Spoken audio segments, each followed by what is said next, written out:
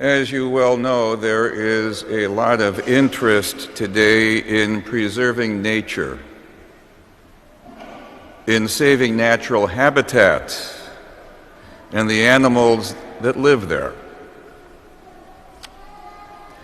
But if we look closely at nature, we see that nature is violent. A lion stalks a gazelle. A great blue heron stands motionless on the edge of a pond, ready to spear a frog or a fish. A hawk circles overhead, watching for movement in the grass. The law of nature is the law of life and death. The principle that nothing lives unless something dies extends beyond nature to our daily walk with God. In the forests and streams of our own heart, something must always die so that something else may live. In our second reading today from St. Paul's letter to the Romans, chapter 8, verses 9 to 13, Paul draws a contrast between life according to the flesh and life according to the Spirit. Being in the flesh means life before Christ, life before baptism, life without Christ, dominated by unredeemed and fallen human nature. Such life is centered around itself. Its only law is what it immediately desires.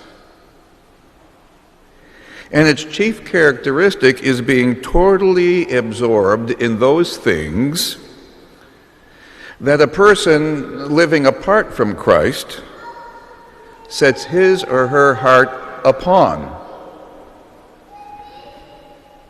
What inevitably follows is selfishness and opposition and even hostility toward God.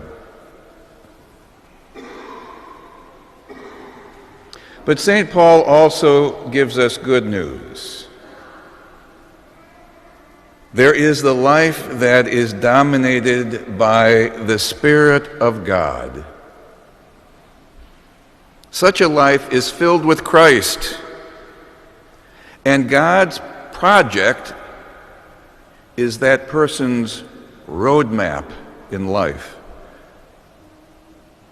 God's will is that person's only law. These two lives, flesh and spirit, contend with each other and are headed in opposite directions. The life that is dominated by the desires and actions of sinful human nature is on the way to death. It has no future because it is getting farther and farther away from God. It is, we might say, spiritual suicide. Meanwhile, the life centered upon Christ is drawing nearer and nearer to its goal every day. It is a life of committed progress with the help of God's grace toward God, so that physical death is not a tragedy, but only a natural yet inevitable step along the way. Now, implicit between these two polarities, these two opposites, is this: God lets us make choices.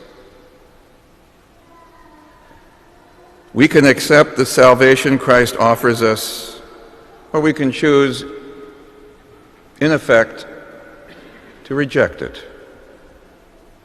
We can strive to persevere in the life Christ offers us, or we can slip back into the ways of sinfulness.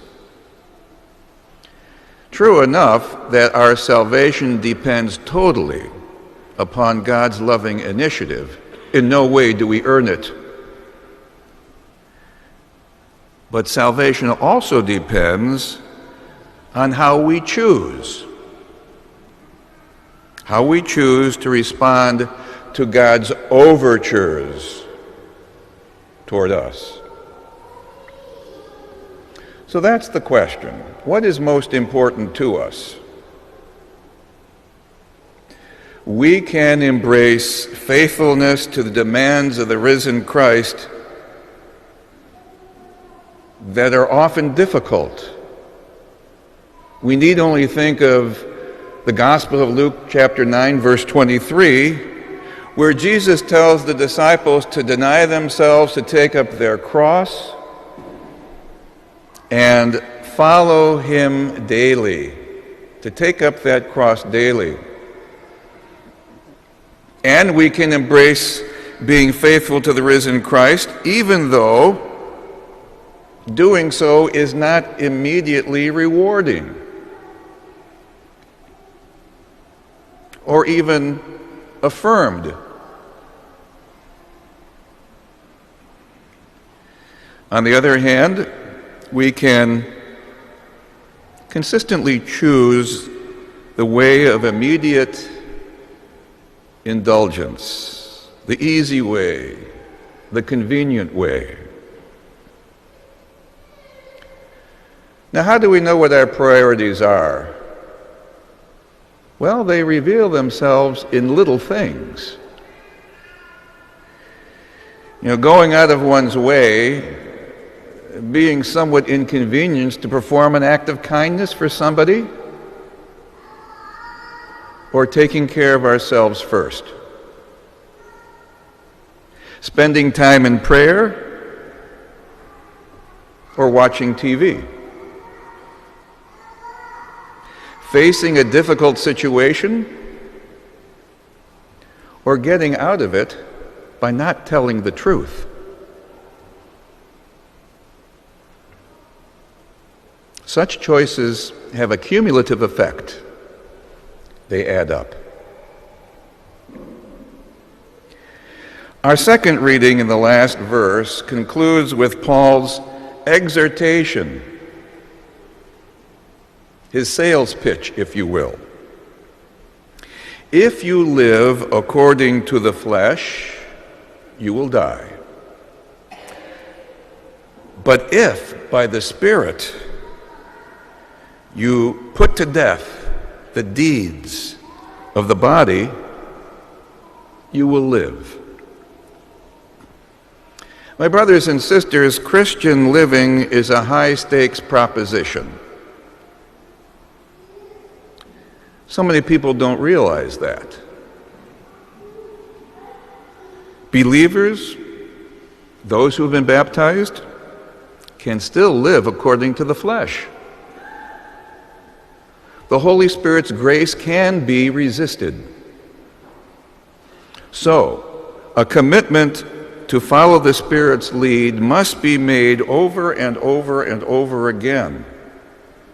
That's the beauty of the morning offering, the first prayer that we say at the beginning of each day.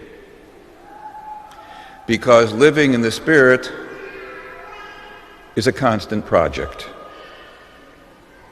But it is a project that we can do with the help of God's grace.